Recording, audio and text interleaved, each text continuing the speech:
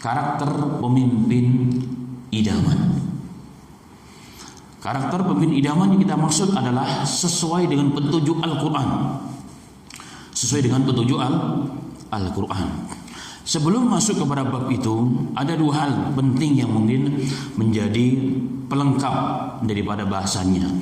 Yang pertama, kalau beberapa masa yang lalu ada usaha-usaha sebagian manusia yang menisbahkan kepada ilmu dan agama, yang mengatakan tidaklah usah membawa siasah politik dalam agama. Agama ada tempatnya di masjid, politik tempatnya beda di masjid. Jadi nggak usah dicampur aduk. Yang jadi pertanyaan, benarkah perkataan tersebut? Jawabnya salah. Tidaklah keluar pernyataan tersebut kecuali dari mulut orang-orang yang tidak paham agama, yang terpengaruh dengan orang-orang orientalis barat, atau orang-orang yang tersesat jalannya, yang tidak memahami Al-Quran dan hadis Nabi Muhammad SAW. Dalam Al-Quran, Allah menyebutkan bahwa ajaran Nabi Muhammad adalah ajaran paripurna, ajaran yang paling sempurna. Al-yawma akmaltu lakum dinakum, pada hari ini telah kusempurnakan bagi kalian agama bagi kalian. Wa atmamtu alaikum ni'mati, dan telah kuberikan, kusempurnakan juga nikmatku untuk kalian. Kemudian Allah mengatakan, dan aku ridho agama Islam itu sebagai agama bagi kalian. Dalam Sahih Bukhari diriwayatkan ada seorang Yahudi di zaman, ada seorang Yahudi yang datang kepada Umar bin Khattab ketika Umar bin Khattab menjadi seorang khalifah. Dia katakan, ya Amirul Mukminin, wahai pemimpin orang-orang mukmin, ayatun fi kitabikum, ada satu ayat dalam kitab kalian, law nuzilat alaina ma'syaral yahud, seandainya ayat tersebut Allah turunkan kepada kami, ayat tersebut, la takhatna dalikal yaum idan, maka kami akan mengambil hari turunnya ayat tersebut sebagai hari raya bagi kami, yaitu bentuk tasyakuran kepada Allah karena Allah telah turunkan satu ayat yang begitu agung. Maka Umar bin Khattab radhiyallahu anhu mengatakan, ayu ayatin ya Yahud, ayat apakah itu wahai Yahud? Orang Yahudi tersebut membacakan ayat, al-yawma akmaltu lakum dinakum wa atmamtu alaikum ni'mati wa radaitu lakumul islam dina. Maka Umar bin Khattab, wallahi, demi Allah, aku telah tahu kapan diturunkan hari apa, yaitu hari Jumat di padang Arafah. Kemudian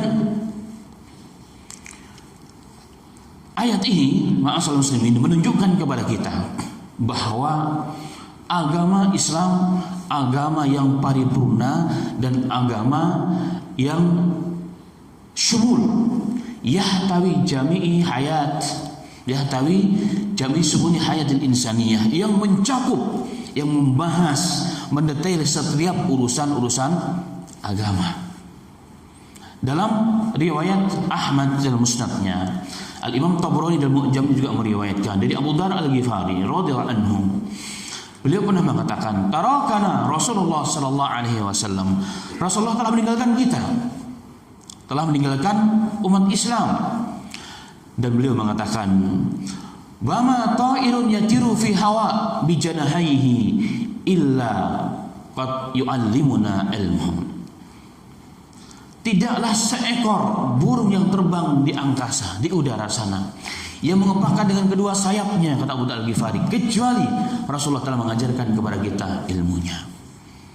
Dalam hadis yang lain, taraktu fikum ala mahajadil bayda, lailuha kana hariha, la yajugu anha ila halikun. Telah aku tinggalkan bagi kalian jalan yang putih yang lurus, seperti kertas yang putih jalan tersebut, sehingga begitu jelasnya agama yang ditinggalkan oleh Nabi kita Muhammad sallallahu alaihi wasallam, lailuha kana hariha, malamnya yang gelap gulita itu seperti siang. Jadi malam yang begitu gelap berubah menjadi siang, saking jelasnya agama itu. Maka tidak ada orang yang tersesat, tergelincir dari jalan kebenaran tersebut, ila halikun, kecuali dia akan binasa. Makanya kalau kita buka kitab-kitab hadis, kita lihat dalam Kutubus Sittah, dalam Sunan Ibnu Majah, Sunan Nasa'i, Sunan Abu Daud, Sunan At-Tirmidzi, Sunan Sahih Muslim, Sahih Bukhari. Kemudian apa lagi? Sahih Ibnu Huzaimah, Ibnu Hibban dan lain sebagainya. Dan kitab-kitab fikih, kecuali akan dibahas secara detail bagaimana seluk-beluk Rasulullah, membahas mengenai apa?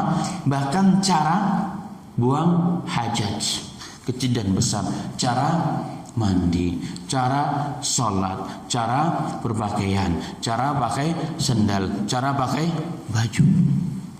Yang jadi pertanyaan, kalau perkara-perkara yang seperti ini oleh Nabi Muhammad didetailkan, dicontohkan, tidak ada bahkan satu perkara yang kecil pun yang ditinggalkan oleh Rasulullah SAW.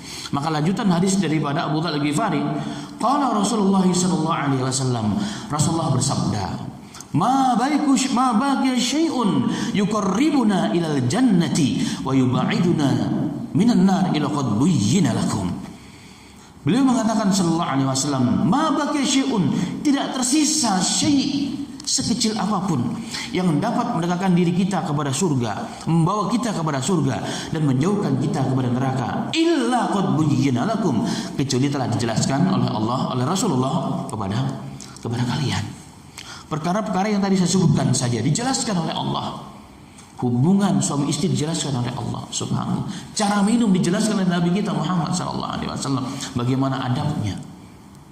Apakah kira-kira perkara yang besar terkait dengan kemaslahatan umat, kemaslahatan suatu bangsa, umat yang besar, yaitu agama, negara, oleh Islam dibiarkan?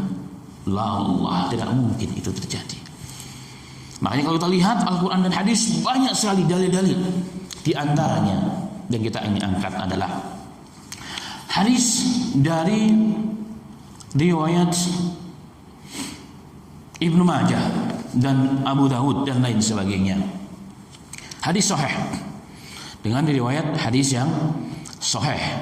Nabi Muhammad sallallahu alaihi wasallam, bahkan riwayat Muslim, Nabi Muhammad pernah mengatakan, khiyaru a'immatikum alladzina tuhibbunahum wa yuhibbunakum. Jadi hadis yang saya bawakan ini sebagai dalil bahwa Islam mengurusi juga urusan siasat, urusan politik. Rasulullah mengatakan, khiyaru a'immatikum, sebaik-baik pemimpin bagi kalian, alladzina tuhibbunahum, yakni yang kalian cintai, wa yuhibbunakum, dan mereka mencintai kalian. Saling mencintai. Subhanallah. Bahkan dalam lanjutan hadis tersebut, puncak kecintaan rakyatnya kepada pemimpin, Rasulullah mengatakan, tusalluna alaihim wa yusalluna alaikum, kalian bersatu padu mendoakan pemimpin, ulamanya, orang awamnya, pegawainya, pejabatnya, habaibnya kalau ada, semua bersatu padu mendoakan pemimpin tersebut. Untuk apa? Kebaikan dan kesuksesan, supaya dibimbing oleh Allah Ta'ala. Akhirnya apa? Pemimpin mendoakan rakyatnya, saling mencintai, saling mendoakan, saling mendoakan, saling membantu. Pemimpin tidak bagi-bagi hadiah, tapi yang memberikan siapa? Tidak bagi-bagi uang, tapi yang memberikan rakyatnya untuk pemimpin demi kesuksesan menjalankan tugas yang benar. Itu dari pemimpin yang khiyar, yang terbaik di antara pemimpin yang ada. Kemudian Rasulullah SAW mengatakan, wasyiraru a'immatikum, sedangkan sejelek-jelek pemimpin bagi kalian, kata Nabi Muhammad sallallahu alaihi wasallam, alladzina tabghadunahum wa yabghadunakum, orang yang pemimpin yang kalian benci dan mereka pun membenci kalian. Dan puncak kebencian adalah apa? Wa tal'anunahum, kalian melaknatnya, mendoakan tidak baik kepada pemimpin tersebut. Akhirnya mereka pun mendoakan tidak baik kepada rakyatnya. Kok pertanyaan, kok bisa terjadi pemimpin didoakan jelek, pemimpin akhirnya mendoakan jelek? Iya, karena pemimpin menjadikan rakyatnya sebagai apa kira-kira? Sebagai musuhnya. Jadi tidak siap menerima kritikan, tidak siap menerima masukan, sehingga orang yang bertujuan baik dianggap musuhnya. Ulama akhirnya dikriminalisasi. Kalau perlu ditangkap, kalau perlu dibunuh. Sejarah menceritakan demikian. Menjadikan rakyatnya, ulamanya bukan sebagai partner untuk membangun negara dan bangsa dan agama, tapi jadikan sebagai musuhnya. Wa iyadzubillah, na'udzubillah min dzalika. Dan sejarah telah membuktikan penuh dengan kisah-kisah para raja yang seperti itu dari dua sisi. Kemudian ma'asyiral muslimin, ada hadis yang lain juga yang menunjukkan hal yang sama, bahwa Islam juga menjelaskan urusan siasah, urusan kepemimpinan tersebut. Yakni hadis yang sahih. Hadis yang sahih dari Nabi Muhammad sallallahu alaihi wasallam. Dari hadis Aisyah radhiyallahu anha. Riwayat Abu Daud dan Nasa'i. Nabi Muhammad SAW mengatakan, "Idza aradallahu bil amiri khaira." Tanda Allah menginginkan kepada seorang pemimpin, calon pemimpin, kebaikan padanya, kesuksesan pada negara tersebut. Apa kata Allah? Ja'ala lahu wajira sidqin. Allah akan berikan padanya wajir. Wajir itu bisa menteri. Kalau dalam riwayat Bukhari, bitanatul khair, pendamping orang-orang yang dekat, yang baik-baik, yang jujur. Yang jujur. Kemudian Rasulullah mengatakan, wa inna siya dzakarahu. Jika pemimpin tersebut terlupa, salah jalan, salah memberikan keputusan, maka orang-orang dekat tersebut akan mengingatkan, oh ini enggak benar wahai raja, ini enggak benar wahai presiden, dan seterusnya. Wa in dzakara, jika diingatkan, a'anahu, bukan hanya memberitahu saja, bahkan membantu menyukseskan perkara yang baik tersebut. Kemudian Rasulullah SAW mengatakan, wa idza arada bihi khairu dzalika. Tetapi jika Allah menghendaki sebaliknya, kehancuran, kezaliman yang akan ada di muka bumi ini, ja'ala lahu wajira su. Allah akan jadikan menterinya, pendampingnya orang-orang yang jelek, orang-orang yang tidak berperilaku, orang-orang yang tidak ikhlas dalam perjuangan tersebut. Wa inna nasya lam yadhkur, dan jika dia terlupakan, enggak diingatkan, dibiarkan sengaja. Wa in dzakara lam yu'inhu, dan jika diingatkan pun tidak mau bantu. Kenapa tidak mau bantu, enggak diingatkan? Karena enggak sesuai dengan kepentingan pribadinya. Bahkan pemimpin yang seperti ini sesungguhnya dia adalah boneka bagi kanan kirinya. Terkadang pemimpin itu penting, tapi yang lebih penting adalah terkadang lebih penting adalah kanan kirinya. Banyak dalam sejarah Islam ada seorang khalifah umurnya 11 tahun, tapi tetap berjalan negara, sukses, berhasil, berkembang. Kenapa? Didampingi oleh pemimpin-pemimpin yang jujur, yang ikhlas, yang baik, yang tidak diinginkan kecuali apa? Ridha Allah dan kebaikan bagi bangsa, negara dan agamanya. Tapi kalau tidak, ma'asal muslimin, dia akan membisikkan perkara-perkara yang tidak baik. Dan ini sangat mengerikan. Dan ini dua hadis ini dan hadis-hadis yang lain tentunya satu dalil yang jelas kepada kita bahwa as-siyasatu minad-din, bahwa siasat itu, politik itu termasuk urusan agama, walaupun siasat itu, politik itu bukan kesempurnaan agama, tapi bagian agama yang terpenting. Jika benar siasatnya, benar negaranya, baik pula agamanya. Kita lihat khalifah-khalifah, raja-raja dalam Islam yang baik dan jujur, maka negara akan makmur, sentosa, bahagia dunia dan akhirat. Kita mengenal setelah Khulafaur Rasyidin siapa? Umar bin Abdul Aziz, Harun ar-Rasyid, Muhammad al-Fatih dan seterusnya. Itulah simbol raja-raja yang hebat. Simbol raja-raja yang hebat, makmur dunianya, makmur akhiratnya. Bahkan di zaman Umar bin Abdul Aziz diriwayatkan ada seorang petugas pengumpul zakat berkeliling berhari-hari mencari mustahik zakat, enggak ada yang siap menerima zakat tersebut.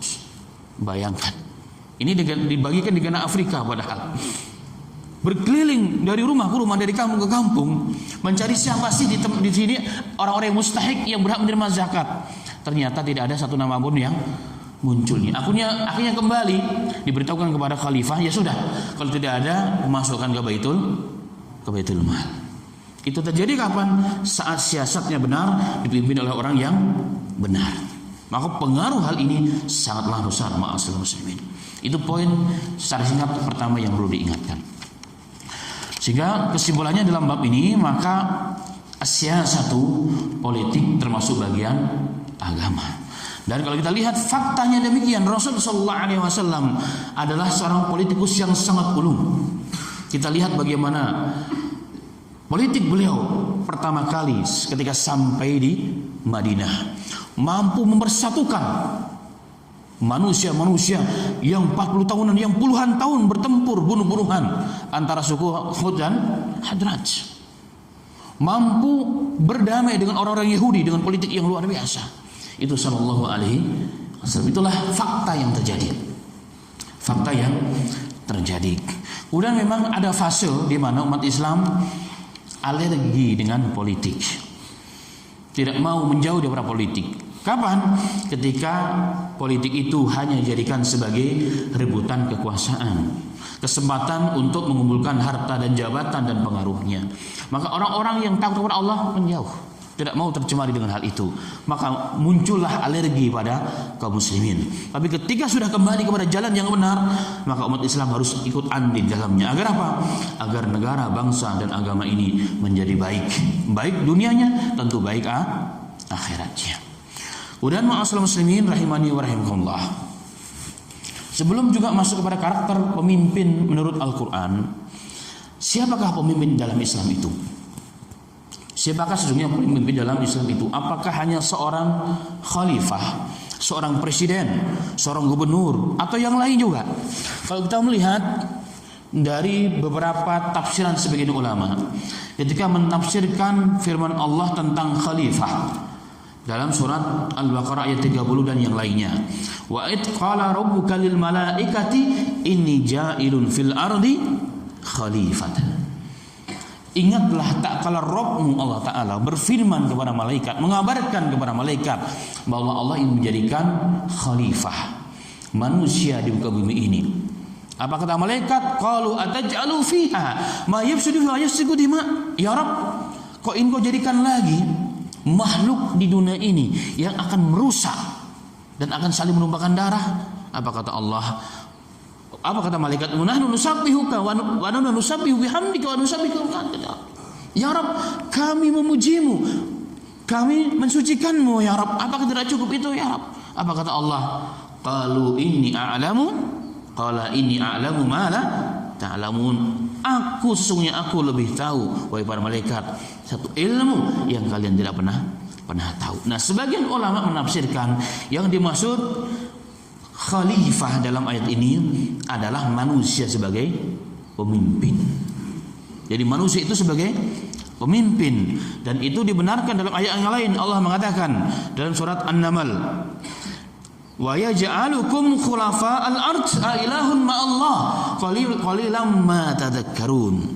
Dan kami telah jadikan kalian khulafa, pemimpin-pemimpin di muka bumi ini. Apakah ada Tuhan selain Allah bersama selain Allah? Qalilan ma tadhakkarun, tapi sayang sedikit di antara kalian yang ingat dengan Allah Subhanahu wa taala. Allah juga terangkan dalam ayat yang lain surat Yunus, summa ja'alnakum khalaifal ard, khalaifal fil ardi mim ba'dihim. Kemudian kami jadikan kalian wahai manusia menjadi pemimpin-pemimpin di muka bumi ini setelah pemimpin yang sebelumnya. Dan ternyata ayat-ayat ini dijelaskan oleh Nabi Muhammad dalam hadis yang sahih. Rasulullah mengatakan, "Kullukum ra'in wa kullukum mas'ulun an ra'iyatih." Setiap kalian adalah pemimpin dan kalian bertanggung jawab terhadap pemimpin kalian di hadapan Allah Ta'ala. Fal amiru, dan pemimpin suatu negara adalah amir, dan dia diminta bertanggungjawaban kelak di hadapan Allah Subhanahu wa Ta'ala. Karena itulah ma'asal muslimin, maka setiap kita adalah pemimpin, minimal pemimpin untuk diri sendiri, pemimpin untuk lisan yang Allah berikan ini, di mana kita nanti sebagai pemimpinnya akan diminta pertanggungjawaban. Allah telah berikan lisan ini. Wahai manusia, kemana kau gunakan rakyatmu itu, lisan itu, kepada yang benar atau tidak benar? Mata kau gunakan untuk melihat yang baik atau yang tidak baik? Telinga, kaki dan seterusnya. Itulah kepemimpinan kita atas kita diri kita sendiri. Level berikutnya adalah apa? Keluarga. Seorang laki-laki sebagai pemimpin di rumah tangganya bagi anak dan istrinya. Maka setiap kita sesungguhnya adalah pemimpin. Tetapi ma'asal muslimin, ada kepemimpinan yang ulama, yang agung. Kalau menurut Al-Imam Ibnu Hajar dalam Fathul Bari, yang dimaksud dengan kepemimpinan agung, al-ulama, yaitu kepemimpinan daerah, kepemimpinan seluruh bangsa dan negeri dan negara. Dan itu tidak semua orang punya kemampuan mengenai hal tersebut. Makanya ketika Abu Dzar Al-Ghifari, beliau meriwayatkan dan hadis yang sahih, pernah datang kepada Nabi Muhammad sallallahu alaihi wasallam. Rasulullah mengatakan, Abu Dzar mengatakan, "Ya Rasulullah, kenapa aku tidak jadikan aku pemimpin ya Rasulullah? Salah satu pemimpin dari pemimpin-pemimpinmu ya Rasulullah." Maka Rasulullah melihat karakter Abu Dzar Al-Ghifari. Maka beliau sambil dipegang dadanya dan dikatakan, "Ya Abu Dzar, innaka dha'ifun." Wahai Abu Dzar, engkau lemah. Bukan lemah fisikmu saja. Engkau orang yang hebat, engkau orang yang dekat dengan aku. Kau orang punya pengaruh di kaummu, tapi kau lemah jika kau menjadi seorang pemimpin. Innaha amanatun. Karena kepemimpinan itu adalah amanah yang diberikan oleh Allah melalui rakyatnya, melalui bangsanya. Wa inna yaumal qiyamati hizjum wa nadamah. Dan kepemimpinan itu, emarah itu sesungguhnya kata Rasulullah, pada hari kiamat kelak adalah kehinaan dan penyesalan. Illa man akhadha bihaqqiha, kecuali yang mengambil dengan haknya tanpa memanipulasi, tanpa menipu rakyat, diambil dengan haknya betul, dipilih rakyatnya dengan benar. Maka ambillah. Dalam riwayat yang lain, jika engkau diberikan tanggung jawab tanpa kau meminta, ambil, karena Allah akan membantumu. Tapi jika engkau meminta, jika engkau diberikan kepemimpinan, tanggung jawab karena engkau meminta, jangan engkau ambil. Maka Al-Imam Nawawi dalam kitabnya Riyadhus Shalihin membuat bab larangan meminta jabatan, dan juga anjuran untuk meninggalkan cinta dunia kecuali dengan hak. Walaupun ada juga sebagian ulama yang mengatakan boleh meminta jabatan dalam kondisi tertentu, sebagaimana kisah Nabi Yusuf. Qala ja'alni khazainal ardh wa inni hafidhun alim. Wahai Raja Mesir, jadikan aku sebagai bendahara negara atau sebagai menteri ekonomi di negeri ini. Kenapa? Aku orangnya amanah dan aku orangnya mengerti ilmu dari Tuhan. Tapi Imam Syaukani mengatakan dan imam-imam yang lain boleh meminta jabatan dengan catatan yang pertama, melihat kondisi yang sangat mengkhawatirkan. Ketika dilihat calon-calonnya atau orang-orangnya, orang yang tidak amanah, yang tidak kredibel, yang tidak mengerti tugasnya, hanya syahwatnya saja, dia melihat kehancuran akan terjadi dan dia merasa tahu dirinya mampu, mengerti, maka boleh mengajukan dirinya untuk dipilih, dan dia memang mengerti dan punya kemampuan, sehingga diperbolehkan dalam menurut para alim ulama. Tapi asalnya tidak diperbolehkan. Makanya ketika Abu Dzar Al-Ghifari meminta jabatan, enggak boleh. Dalam hadis yang lain Rasulullah mengatakan, "Ya Abu Dzar, innaka dha'if, engkau lemah, enggak bisa jadi pemimpin, enggak bisa memutuskan, enggak bisa tegas. Wa inni uhibbu laka ma uhibbu li nafsi." Sesungguhnya aku cinta kepadamu Abu Dzar sebagaimana aku cinta pada diriku sendiri. Maka aku sayang jangan sampai engkau tersesat, bahkan engkau akan menyesal pada hari kiamat. Kenapa Rasulullah mengatakan bahwa al-imarah awaluha malaim. Jadi kepemimpinan itu pertama kali kita pegang, itu celaan yang akan muncul. Itu celaan yang akan muncul, dikritik sana sini. Maka pemimpin harusnya dikritik, enggak boleh tidak. Yang kedua, nadamah wa hasara. Yang kedua adalah penyesalan dan kerugian dan kesengsaraan. Yang keempat, adabun alim, kata Rasulullah, jika tidak mengambil tambah hak dan jika tidak menjalankan tugasnya. Dengan inilah ma'asyiral muslimin, berarti tidak semua orang itu bisa dan pantas menjadi pemimpin, hanya orang-orang tertentu. Sering saya sampaikan, tadi malam juga saya sampaikan dalam satu kajian. Usamah bin Zaid itu adalah angkatnya Rasulullah. Bahkan pernah disebut Zaid bin Muhammad. Kemudian turun ayat ditegur, nggak boleh menisbahkan anak kepada selain bapaknya, dosa besar. Dosa besar. Nah, Usamah bin Zaid diperintahkan oleh Rasulullah memimpin satu pasukan, komandan perang untuk perang dengan orang-orang Romawi di akhir hayatnya Rasulullah. Yang di dalamnya ada kibarus sahabah, para pembesar-pembesar sahabat, kaum Muhajirin dan Ansar, awalun sabiqun awalun, termasuk ada Abu Bakar, ada Umar, ada Utsman, ada Ali, ada Khalid bin Walid dan seterusnya. Umurnya berapa? 17 tahun. Datang kritikan, terdengarlah kepada Nabi Muhammad SAW. Maka dalam Sahih Bukhari dan Muslim, Rasulullah menyampaikan, menjelaskan kepada mereka sebab kenapa Rasulullah menjadikan Usamah walaupun masih sangat muda menjadi seorang pemimpin, jenderal, komandan dalam pasukan tersebut, membawahi para sahabat yang besar. Beliau mengatakan dari Sahih Bukhari dan Muslim, innahu la khaliqan lil imarah. Dalam riwayat, innahu la khaliqan lil amir. Sesungguhnya Usama ini memang ditakdirkan oleh Allah untuk menjadi seorang pemimpin. Jadi dari semenjak kecil Allah telah berikan kemampuan dia untuk memimpin. Nah, orang-orang yang bisa memimpin negara ma'asal muslimin akan kelihatan dari semenjak mudanya, dari semenjak kecilnya, jelas track recordnya, jelas tasabnya, jelas segalanya. Itulah orang-orang yang bisa jadikan pemimpin suatu bangsa dan negara. Kalau tidak, kata Rasulullah, fangtadirus sa'ah. Jadi kalau amanah diberikan kepada orang yang tidak layak, maka kata Rasulullah, fangtadiru sa'ah, tunggulah kehancurannya. Kehancuran, jika dia memimpin negara, maka tunggulah kehancuran satu negara. Karena dia nggak bisa memimpin, nggak bisa memutuskan. Yang mengendalikan bukan dia, tapi kanan kirinya sesungguhnya. Dan itu akan terjadi. Ada atau tidak ma'asal muslimin di dunia ini? Banyak jenis-jenis pemimpin yang seperti itu. Nah, masuk pada bahasan walaupun sepintas. Ya, ini ciri atau karakter pemimpin idaman menurut Al-Quran.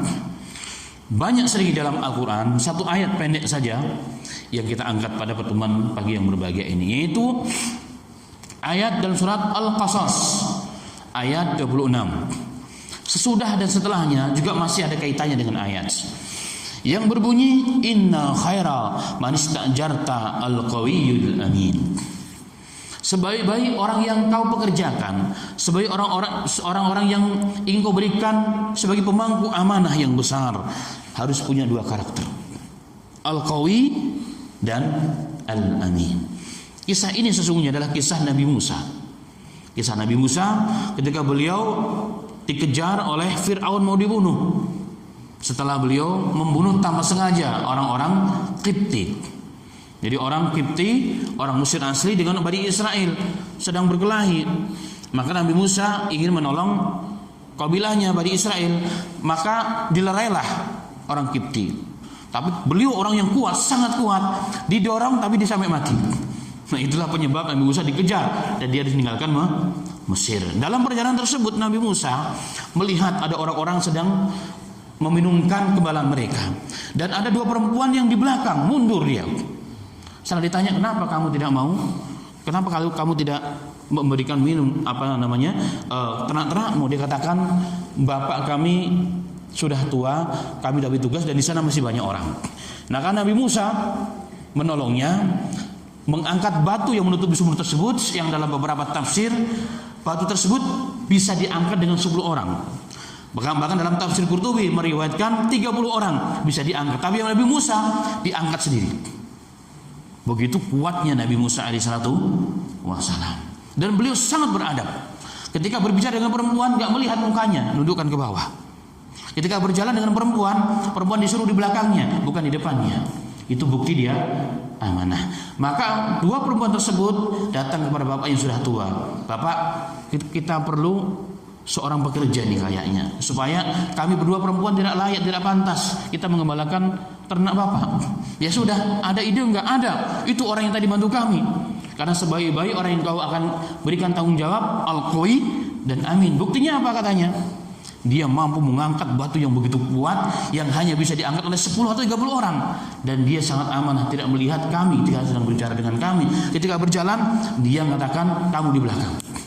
Itu bukti amanah orang tersebut. Itu bukti laki-laki itu amanah dan sopan. Baik.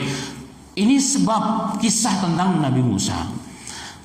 Kemudian ulama-ulama tarbiyah mengatakan ayat ini adalah dalil yang Allah angkat, yang ingin menceritakan kepada kita di antara orang-orang calon-calon pemimpin dan pegawai negara yang pantas diangkat punya dua sifat. Yang pertama al-qawiyyu, yang kuat, dan yang kedua adalah al-amin. Apa itu al-qawi? Qawi adalah kuat. Ulama mengatakan kuat itu dua makna. Kuat secara fisik. Kuat secara fisik. Kalau berdiri tegap, sempurna jasadnya. Kalau berdiri jelas nampak seorang pemimpin. Kira-kira kita sebagai warga negara bangga enggak kalau kita punya pemimpin, maaf, berdiri aja enggak tegak? Bangga enggak kira-kira maksudnya? Malu kalau kita di negeri ternyata malu sekali. Tapi pemimpinnya akan ada haibah, adalah pemimpin yang secara fisik pun hebat. Makanya sebagian ulama pun mengatakan ciri seorang khalifah harus sehat jasmani dan rohani dan kuat secara fisiknya, nggak boleh cacat. Itu ciri di antara syarat-syarat khalifah oleh sebagian para alim ulama Islam dan fuqaha. Maka kuat secara fisiknya, perlu kemampuan itu. Apalagi mengurusi negara seperti Indonesia, dari Sabang sampai Merauke, 17.000 pulau, bayangkan. Ratusan juta umat dengan berbagai macam agama, pemahaman, suku, kultur dan sebagainya. Harus orang yang secara fisik pun harus kuat. Kalau tidak bentar-bentar akan masuk rumah sakit.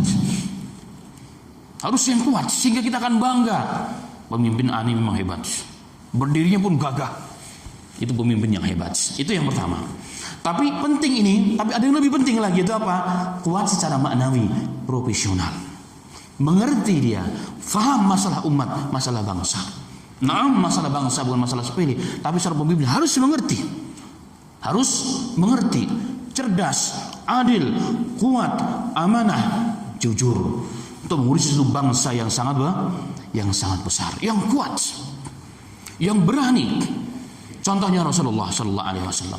Rasulullah itu ketika ada sesuatu apapun yang menakutkan ahli Madinah, maka Rasulullah yang pertama di depan. Itu sallallahu alaihi wasallam. Dan bukti keberaniannya Rasulullah adalah apa? Beliau diperintahkan oleh Allah untuk mendakwakan agama kepada manusia yang hampir 600 tahun nggak pernah ada nabi sebelumnya. Rasulullah berdakwah sendirian. Itu bukti keberanian Nabi Muhammad sallallahu alaihi wasallam. Harus berani, harus adil, kuat, profesional, dan seterusnya. Ini bahasan sangat panjang bab profesional ini. Harus mengerti, faham betul, cerdas. Kalau bicara pun jelas, tegas. Bukan hanya ngerti bahasa Indonesia kalau perlu. Bahasa daerah harus faham, bahasa internasional harus faham. Itu seorang pemimpin yang qawi dalam makna fisik dan dalam makna maknawi. Dan ini harus ma'asal muslim. Kalau tidak, dia tidak akan bisa memutuskan suatu keputusan. Seorang pemimpin, dia akan melalui proses di mana kondisi harus cepat memutuskan, nggak pimplang, jelas dan tegas.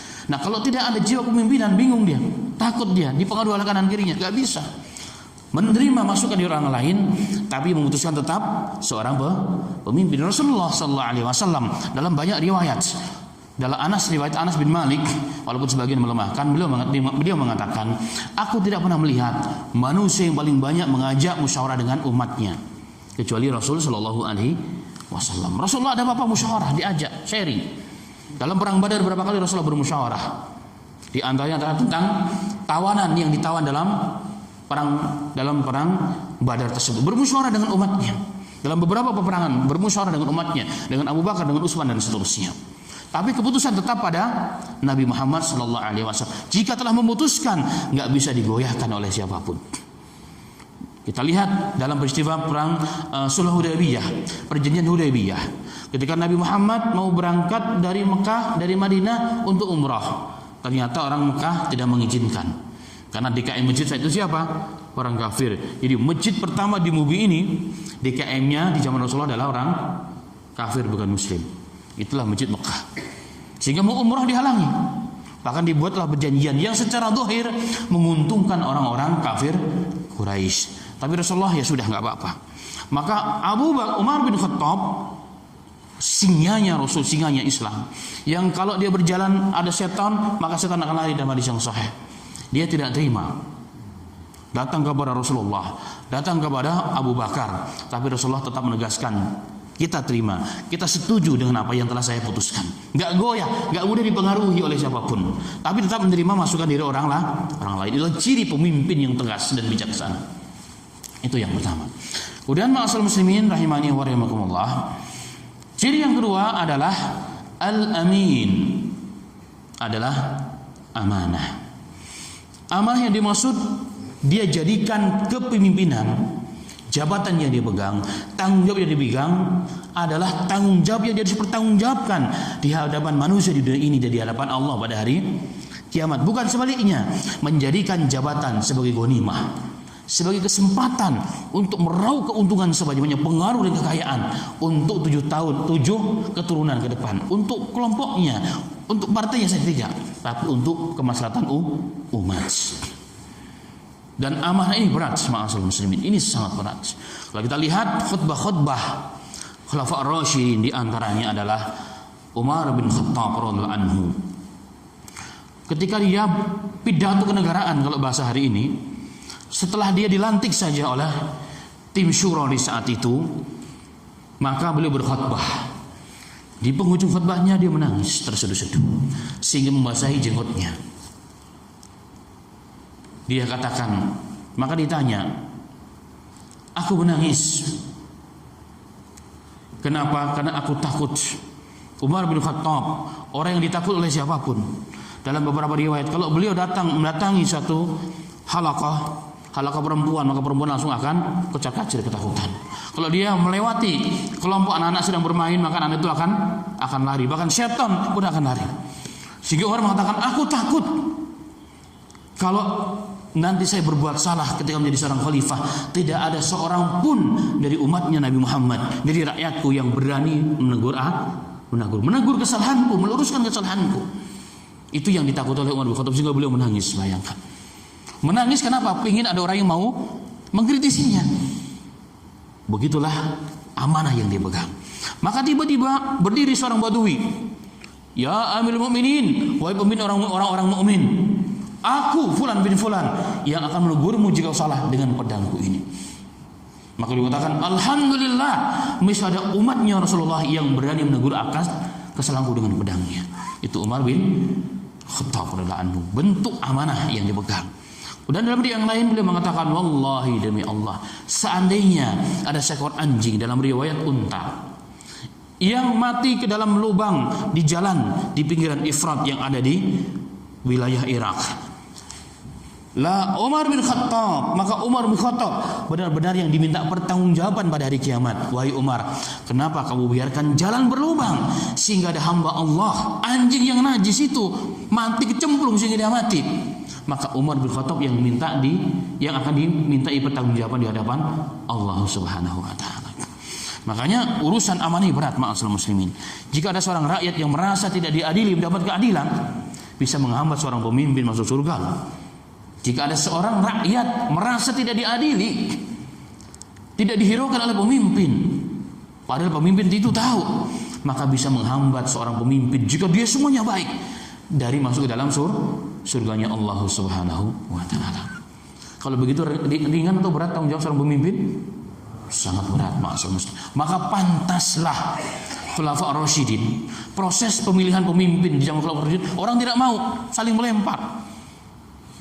Abu Bakar Siddiq jadi pemimpin tidak mau awalnya, dilempar kepada yang lain, tapi beliau dipaksa oleh umat. Umar juga demikian, Utsman juga demikian, dan yang lainnya juga demikian. Mereka menjauhkan diri pada hal tersebut. Kenapa? Mereka tahu betul.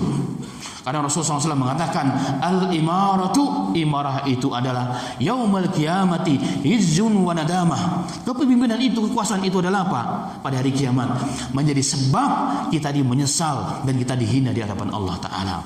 Rasulullah mengatakan, al-imaratu ni'matu murdiah. kenikmatannya seperti bayi menyusui, kata Rasulullah. Bayi menyusui, kalau dia ingin nyusu, apa yang dilakukan? Nangis. Kalau dia sedang pipis, apa yang dilakukan? Nangis. Ingin digendong, yang dilakukan apa? Nangis. Nangis saja, maka keperluannya akan dipenuhi oleh orang tuanya. Maka Rasulullah menggambarkan jabatan juga demikian. Seorang pemimpin itu kemana-mana ada fasilitasnya. Mau jalan, walaupun macet, ada yang ngawal, jalannya mulus. Padahal di sana ada orang yang sedang sakit mau ke rumah sakit, ada orang melahirkan, maka dia mati di jalan gara-gara pemimpin yang lewat. Akan diminta bertanggungjawaban pada hari kiamat. Semua fasilitas ada. Makanya banyak orang berebut. Kalau kelamaan jadi pemimpin, saya nggak mau turun. Kenapa? Ingat fasilitasnya kemana-mana didengar. Perkataannya kayak emas. Kebijaksanaannya walaupun salah akan dituruti oleh umatnya dan bangsanya. Kalau pemimpinnya batuk, maka seluruh menterinya bingung. Kita pun di bawah bingung juga. Saya ingat betul seorang ketua ketua dubes. Jadi dubesnya di satu negara waktu kami masih kuliah di situ, demam saja, maka seluruh pejabat itu semuanya pusing dan bingung dan khawatir. Padahal cuma demam, kita mah para mahasiswa biasa demam sampai mau mati pun biasa.